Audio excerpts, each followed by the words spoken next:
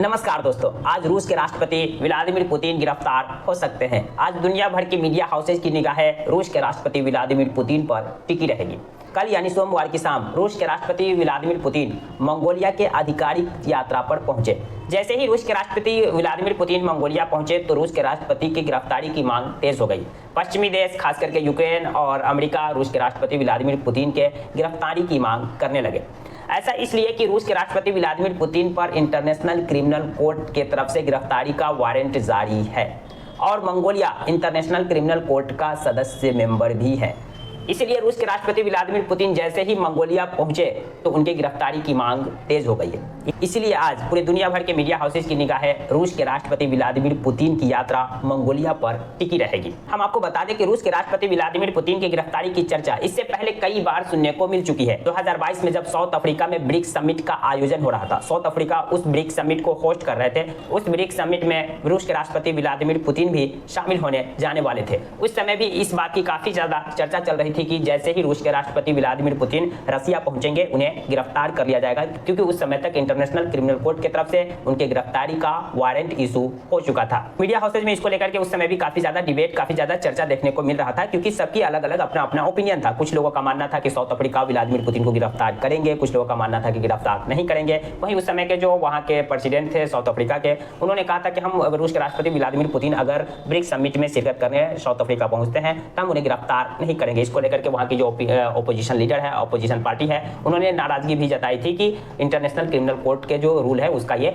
Violence होगा। इन तमाम घटनाक्रम, इन तमाम जो चर्चाओं के बीच रूस की तरफ से एक मैसेज आता है, रूस की तरफ से एक घोषणा की जाती है कि रूस के राष्ट्रपति Vladimir Putin South Africa BRICS summit में शिरकत करने नहीं जाएंगे। उनके प्रतिनिधि के रूप में विदेश मंत्री सर्गेई लावरोव जाएंगे। इसी के साथ ये सारी चर्चा उस समय खत्म हो गई थी। लेकिन एक और समय आया जिस समय काफी ज्यादा रूस के राष्ट्रपति व्लादिमीर पुतिन की गिरफ्तारी की चर्चा हमें देखने को मिली थी। वो समय था 2023 भारत में G20 को 2023 में भारत ने होस्ट किया था। G20 के राष्ट्राध्यक्षों की मीटिंग दिल्ली में होने वाली थी। भारत की तरफ से तमाम जो G20 कंट्री है उनके राष्ट्राध्यक्षों को न्योता भेजा गया था। इस G20 कंट्री में रशिया भी शामिल है। रशिया के राष्ट्रपति व्लादिमीर पुतिन को भी न्योता भेजा गया था। उस समय भी ये काफी ज्यादा चर्चा चल रही थी कि रूस के राष्ट्रपति व्लादिमीर पुतिन जैसे भारत आएंगे उन्हें गिरफ्तार कर लिया जाएगा। हालांकि ये चर्चा उस समय कम थी और इस बात की संभावना भी कम थी, इसलिए क्योंकि भारत इंटरनेशनल क्रिमिनल कोर्ट का सदस्य नहीं है। इसलिए भारत पर कोई भी अंतर्राष्ट्रीय प्रेशर या अंतर्राष्ट्रीय दबाव नहीं रहता कि आप रशिया के राष्ट्रपति व्लादिमीर पुतिन को गिरफ्तार कीजिए। लेकिन उस समय भी रूस के राष्ट्रपति व्लादिमीर पुतिन ने अपने किन्हीं निजी कारण से कहा कि हम भारत G20 समिट में शामिल होने नहीं जाएंगे और रूस के राष्ट्रपति व्लादिमीर पुतिन की जगह विदेश मंत्री सर्गेई लावरोव भारत आए थे उनके प्रतिनिधि के रूप में। अब फिर एक बार उनकी गिरफ्तारी की चर्चा काफी जोरों शोर पर है, क्योंकि वो इस समय मंगोलिया की यात्रा पर है और मंगोलिया इंटरनेशनल क्रिमिनल कोर्ट का सदस्य भी है।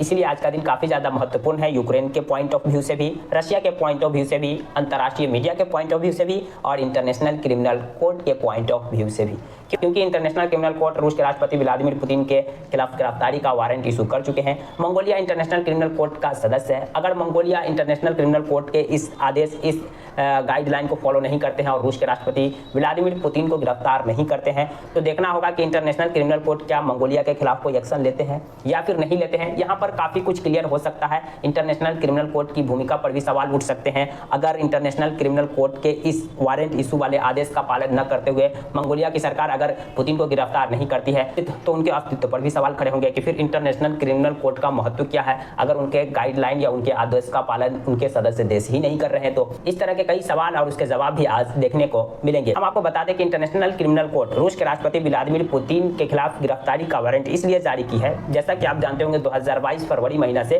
रूस और यूक्रेन में युद्ध जारी है। इस युद्ध के दौरान रूस के राष्ट्रपति व्लादिमीर पुतिन पर यह आरोप लगा कि रूस के राष्ट्रपति व्लादिमीर पुतिन ने यूक्रेनी बच्चा को अपहरण किया है। उन पर बच्चों के अपहरण करने का आरोप लगा है और ये आरोप इंटरनेशनल क्रिमिनल कोर्ट में यूक्रेन साबित करने में सफल रहे, जिस कारण इंटरनेशनल क्रिमिनल कोर्ट ने रूस के राष्ट्रपति व्लादिमीर पुतिन को एक अपराधी करार देते हुए उनके खिलाफ गिरफ्तारी का वारंट इशू कर दिया। इस दौरान रूस के राष्ट्रपति व्लादिमीर पुतिन बहुत ही कम देशों की यात्रा किए, गिना चुना देश जैसे में कि चाइना और एक दो देश की यात्रा किए।